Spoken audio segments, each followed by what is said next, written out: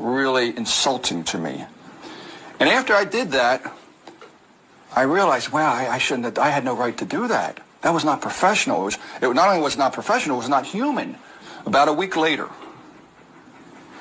another incident occurred, and I used more force than I needed. After the guy was handcuffed, I grabbed him, I pushed him up against the wall, and I said, don't you dare say that to me again. Do you understand? And I realized this is a disease I'm starting to develop.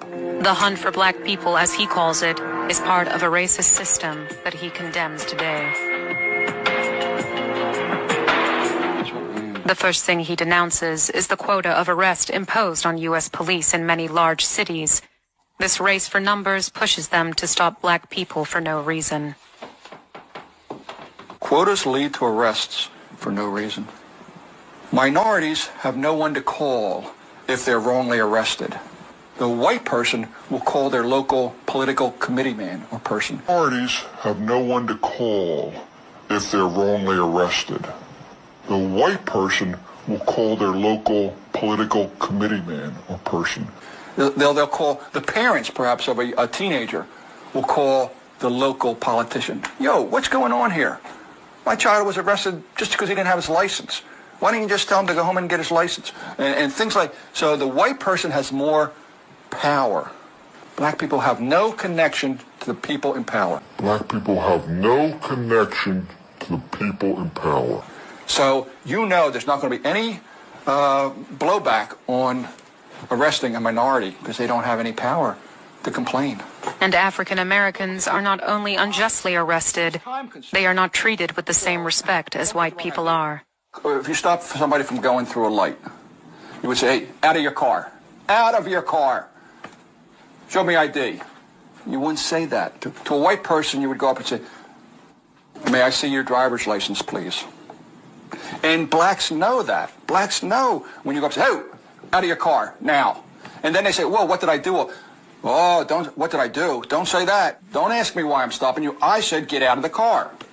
And that's right there, you first disrespect. And I saw that happening, and blacks know it's happening. They know it's not happening to white people, so automatically they start resenting the police. Just from little verbal commands, let alone the physicality of grabbing somebody and putting them in handcuffs while you check their ID. Unfortunately, when I would tell other officers, whoa, that's enough, then they would think, hey, what are you?